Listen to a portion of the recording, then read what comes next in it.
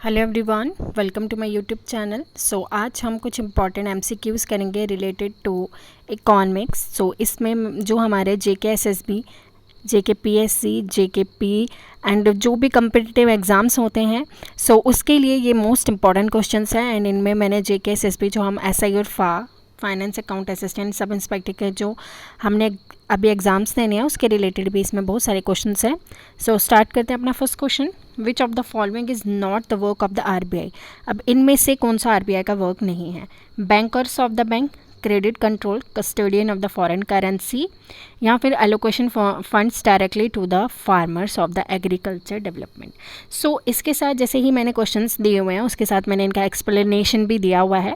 सो जो आरबीआई है वो वर्क करता है as a banker of the bank, credit controller भी है, फॉरेन करेंसी का कस्टोडियन भी है, बट फार्मर्स को वो फंड्स डायरेक्टली एलोकेट नहीं करता। उसके लिए एक इन्होंने वो रखी हुई है, ऑर्गेनाइजेशन रखी हुई है जिसका नाम है नाबार्ड।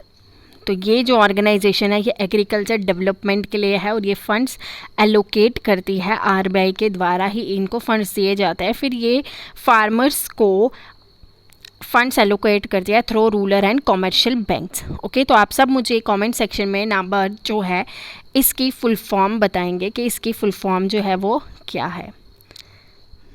मूव करते हैं अपने नेक्स्ट क्वेश्चंस पे। So who mint the coin in India. Coins कौन बनाता है? मिनिस्ट्री ऑफ फाइनेंस बनाती है, रिजर्व बैंक ऑफ इंडिया बनाता है, प्राइम मिनिस्टर ऑफिस बनाते हैं, कॉमर्शियल एंड इंडस्ट्रियल मिनिस्ट्री बनाती है। सो इसका करेक्ट ऑप्शन है option A, ministry of finance coins बनाती है, यानी कि गवर्नमेंट बनाती है कॉइन्स। एंड आरबीआई क्या बनाता है? नोट्स को प्रिंट करता है। ये आपको पता ही होगा कि 1 रुपये कॉइन्स जो होता है वो फाइनेंस मिनिस्ट्री ही बनाती है एंड आरबीआई क्या बनाता है? प्रिंट करता है करेंसी नोट्स को। तो इसका करेक्ट ऑप्शन है ऑप्शन ए। सो आज मैंने टेस्ट में इसीलिए ये आंसर्स के साथ एक्सप्लेनेशन लाई है ताकि आपको एक क्लैरिटी हो जाए कि किस तरीके के क्वेश्चंस पूछे जाते हैं।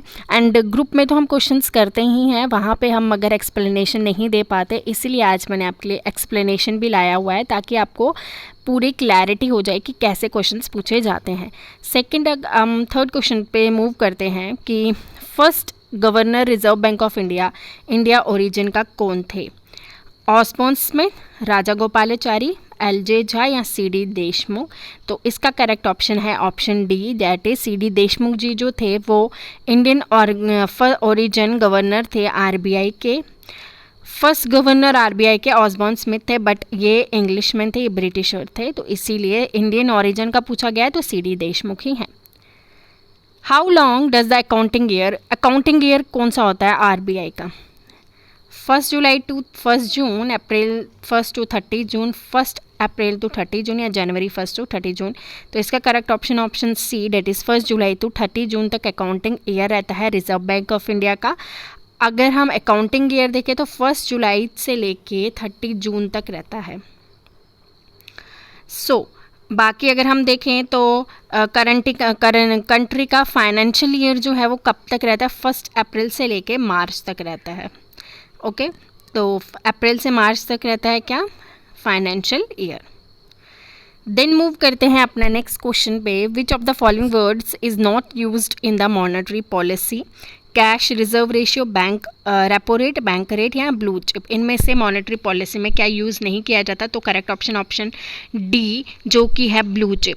ब्लू चिप जो है वो मॉनेटरी पॉलिसी के रिलेटेड नहीं है। ब्लू चिप एक एडजेक्टिव है, कंपनी को दिया जाता है जहाँ पे हमें प्रॉफिट मिले। तो ब्लू चिप जो है इसमें से आपको ऐसे भी पता चल गया होगा, जो हमने पढ़ा हुआ है CRR। Okay, cash reserve ratio और रेपो रेट ये हमने पढ़े हुए हैं। सो जिसने मेरा ये रिजर्व बैंक ऑफ इंडिया का वीडियो नहीं देखा है वो देख सकते हैं। सो मूव करते हैं अपने 6 क्वेश्चन पे। कौन सी कमीशन जो थी वो बिठाई गई थी रिजर्व बैंक ऑफ इंडिया को, जिसने रिकमेंड किया था? सो कौन सी कमेटी है जिसने रिकमेंड किया था आरबीआई को? Chamberlain commission, Hilton Young commission, Keynes commission, इनमें से कोई भी नहीं।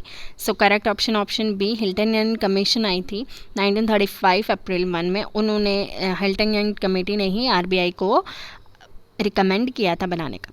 Most widely tool used in monetary policy, issuing of the notes, open market operation, discount trade या इनमें से कोई भी नहीं। सो कौन सी चीज़ सबसे ज़्यादा मॉनेटरी पॉलिसी में यूज़ की जाती है, तो वो है ओपन मार्केट ऑपरेशन। अब ये ओपन मार्केट ऑपरेशन क्या होता है, buying and selling of government securities. Open market operation जो है वो फ्लेक्सिबल होता है, इसीलिए उसको ज़्यादातर यूज़ किया जाता है मॉनेटरी पॉलिसी में। तो आपको अगर ऐसे क्वेश्चन आए कि इनमें से सबसे ज़्यादा यूज़ किसको किया जाता है मॉनेटरी पॉलिसी में, तो वो है ओपन मार्केट ऑपरेशन, बिकॉज इसमें क्या होता है, ये एक बहुत ही फ्लेक्सिबल है एंड इसको फ्रीक्वेंटली यूज़ किया जाता है।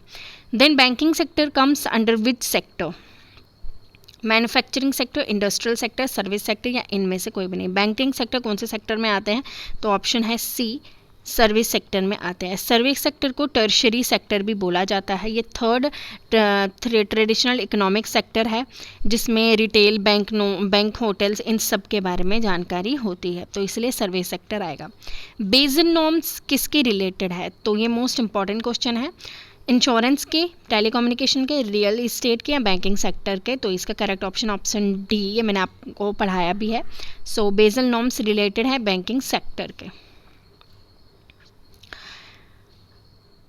हु इज़ रिस्पॉन्सिबल, ये अभी हमने क्वेश्चन किया था, कॉइन्स बनाने के लिए, सप्लाई ऑफ कॉइन्स के लिए कौन रिस्पॉन्सिबल होता है, तो correct option B, ministry of finance ही रिस्पॉन्सिबल होता है। देन बेसिक नॉर्म्स सेकेंड जो है वो इन कब इफेक्ट में आई थी, जनवरी 2014, जनवरी 12, जनवरी 2013, मार्च 2009, तो करेक्ट ऑप्शन डी 2009। एंड आपने मुझे बताना है कि इंडिया जो है कौन सी बेसिक नॉर्म के अंडर आता है, आप मुझे ये सब कमेंट सेक्शन में बताएंगे। आरबीआई कब नेशनलाइज्ड हुआ था, 1959, 1947, 1945 या 49, तो ये आप मुझे कमेंट सेक्शन में बताएंगे, बिकॉज ये मोस्ट इंपॉर्टेंट क्वेश्चन है, याद रखिएगा। कमेंट सेक्शन में आपने मुझे इसको बताना है। 1 rupee note has been signed in India by, जो रुपी नोट है वो कौन साइन करता है इंडिया में, आरबीआई। सो 1 रुपी कॉइन जो है वो कौन इशू कराता है, उसे साइन कौन करता है, गवर्नर, फाइनेंस मिनिस्टर, सेक्रेटरी या सेक्रेटरी कॉमर्स। सो ये भी आप मुझे कमेंट सेक्शन में बताएंगे कि इसका आंसर क्या है। सो आप मुझे कमेंट सेक्शन में बताएंगे इसका आंसर क्या है। सो आज के लिए बस इतना ही, मिलते हैं अपने नेक्स्ट लेक्चर में। Thank you and bye bye.